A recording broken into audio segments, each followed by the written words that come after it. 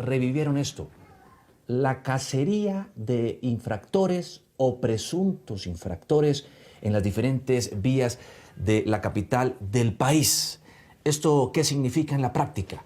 ¿Qué pasó con el famoso fallo hace 3 meses de la Corte Constitucional que decía que las fotoinfracciones o fotomultas debían identificar plenamente al infractor y no siempre, aplicando el principio de la solidaridad, castigar al conductor así este no fuera manejando ni era el infractor? Además, ¿qué tipo de infracciones son las que se cometen? ¿Qué ha pasado además con la reglamentación que sugirió la Corte Constitucional? Debía ser primero el Congreso de la República. Pues para hablar de todos esos datos y temas, nos acompaña a esta hora de la mañana Nicolás Estupiñán, quien es el secretario de Movilidad aquí en Bogotá. Secretario, ¿qué tal? Un gusto tenerlo a esta hora de la mañana aquí en Noticias Caracol. Juan Diego, buenos días, ¿cómo está? Bien, secretario, ya no son multas, ya no son comparendos lo que tomen las cámaras cazainfractores o salvavidas, como las llaman ustedes, sino son evidencias. Ayer, hacia las 6 de la tarde, se impusieron 1.102 evidencias y 1.011 corrieron por cuenta de muchos infractores antes de las 11 de la mañana. Si esta persona no está multada, ni es esto un comparendo, entonces es un presunto infractor y debe ¿cuándo pagar la multa? Juan Diego, bueno, buenos días para todos y gracias por este espacio. Es muy importante que ustedes nos ayuden a difundir esta información. Es bien importante que nosotros entendamos esto. Es evidencia, usted muy bien lo dijo, es el inicio del proceso contravencional. Esto suena un poquito técnico, pero en realidad nosotros, desde la Secretaría de Movilidad, no imponemos multas desde el día 1. Lo que se hace es establecer toda la evidencia para iniciar todo el proceso contravencional. Y de ahí a que se llaman comparendos, porque es una invitación a comparecer frente a la autoridad para respetar el debido proceso, para explicar todo lo que ha sucedido. Eso es lo que estamos haciendo nosotros. Ustedes saben que el proceso de estas cámaras salvavidas inició con la administración anterior. Nosotros llegamos en esta administración y vimos las importantes reducciones de fatalidades que estábamos teniendo nosotros en los corredores donde habíamos implementado la medida del límite de 50 kilómetros por hora. Por eso, y al ver cómo había ido evolucionando el número de muertos y de siniestros que estábamos teniendo nosotros en la vía durante la cuarentena, dijimos con la alcaldesa, es muy importante proteger las vidas de todos los bogotanos que estamos en la calle. Por lo tanto, impusimos entonces en toda la ciudad este límite de 50 kilómetros por hora. El proceso de implementación de las cámaras de fotodetección ha venido avanzando. Como ustedes saben, entonces también el último trimestre del año pasado y el primer trimestre de este año estuvimos con el Ministerio de Transporte y con la Agencia de Seguridad Vial realizando todos los procesos de señalización y de calibración para asegurarnos que esas cámaras estén con todo el debido proceso que han pedido las distintas autoridades nacionales y locales. Ahora ya estamos listos. Hemos tenido más de 6 meses de pedagogía con estas cámaras. Por lo tanto, estas cámaras lo que hacen es detectar un exceso de velocidad, un vencimiento de la revisión técnico-mecánica y ahí se inicia entonces el proceso contravencional. Sí, secretario, lo que pasa es que hace apenas 3 meses, recordará usted el fallo de la Corte Constitucional que decía que aun cuando el dueño no fuera manejando el carro, no tenía por qué responder si otro era el infractor. Aplicando aquello del principio de solidaridad, la Corte dijo eso es abiertamente inconstitucional. Le quiero recordar lo que nos dijo en su momento en febrero el presidente de la Corte Constitucional aquí en Noticias Caracol sobre eso. Escuchémoslo, veámoslo. Básicamente lo que hizo la Corte fue declarar inexequible este parágrafo que está aquí mostrado en la Cámara, que señala que el propietario del vehículo será solidariamente responsable con el conductor. ¿Eso qué quiere decir? Que cada uno responde por sus propias faltas. Había por lo menos 5 sentencias que señalan el principio de la personalidad de las sanciones. ¿Qué quiere decir eso? Que yo respondo sancionatoriamente por las faltas que yo cometa, no por las faltas que cometa otra persona.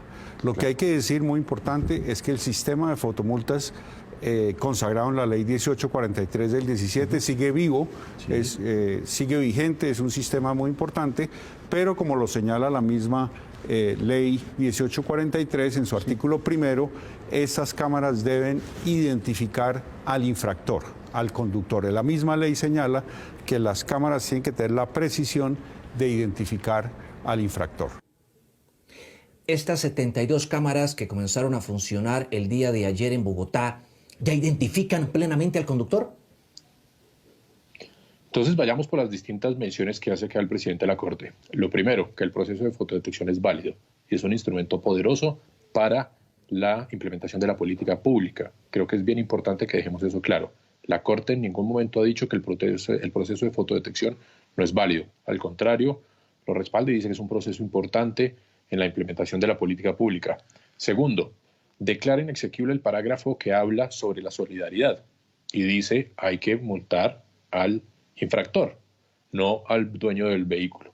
¿Nosotros qué estamos haciendo? Nosotros en este momento todavía no estamos en un estado de avance en el cual podamos decir las cámaras tienen detección facial para poder identificar. Todavía no estamos en ese punto. Hay otros países que ya han avanzado en eso. Nosotros todavía no estamos en ese punto. Por lo tanto, ¿qué estamos haciendo? Respetando el debido proceso, tal cual y como nos lo dice la Corte. La Corte nos dice, el principio de solidaridad es el que está demandado, es el que es inexequible, el que está declarado inexequible. Por lo tanto, esto es una invitación a comparecer a quién, al dueño del vehículo. Y el dueño del vehículo entonces tendrá que comparecer ante la autoridad y explicar los hechos. Pero Juan Diego, yo no quisiera que nos detuviéramos ahí, yo no quisiera que esto se convirtiera en una pelea jurídica, porque la verdad que no tiene sentido. 38% de reducción en los corredores donde hemos bajado los límites de velocidad. Secretario. Eso, ahí es donde nos tenemos que enfocar, discúlpeme. en el cumplimiento de las normas. Secretario, discúlpeme. Discúlpeme, sí, es importante que nos detengamos ahí. Estamos en un Estado de Derecho donde lo que debe regir es el imperio de la ley. Y lo que ha dicho la Corte Constitucional, antes que entremos en ese detalle, es que el Congreso de la República debía reglamentarlo, pero pareciera ser que la Secretaría de Movilidad de Bogotá se le adelantó a eso, suplantando un poco al Congreso en ese sentido, ¿o no? No, Juan Diego, porque nosotros no estamos reglamentando nada, ni muchísimo menos. Nosotros vamos a tomarnos autoridades que no nos competen. Nosotros lo que estamos diciendo es que el proceso de fotodetección, así como lo dice la Corte, es válido y continúa. Nosotros decimos, la Corte declaró inexequible el parágrafo de la solidaridad. Totalmente de acuerdo, lo respetamos y respetamos el debido proceso. Por lo tanto, como usted bien lo ha dicho, no es una multa, es una invitación a comparecer frente a la autoridad a explicar qué fue lo que pasó.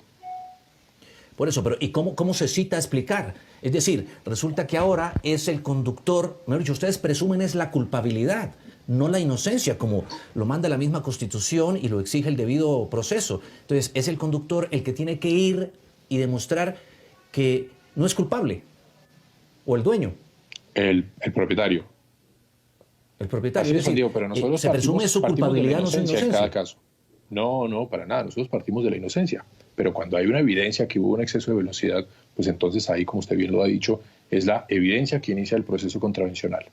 Y por lo tanto, entonces, el propietario, que es el dueño del vehículo, deberá entonces comparecer ante la autoridad. Lo que ha dicho, secretario, lo que pasa es que yo no estoy aquí suponiendo cosas. Yo le estoy refiriendo a usted a partes de lo que decidió el máximo tribunal constitucional que tiene este país y que salvaguarda los derechos fundamentales, y uno de esos es el debido proceso, y ha dicho que se tiene que identificar al infractor, porque de lo contrario se estaría violando, vulnerando el principio personalísimo. Es decir, yo no puedo responder por algo que yo no cometí.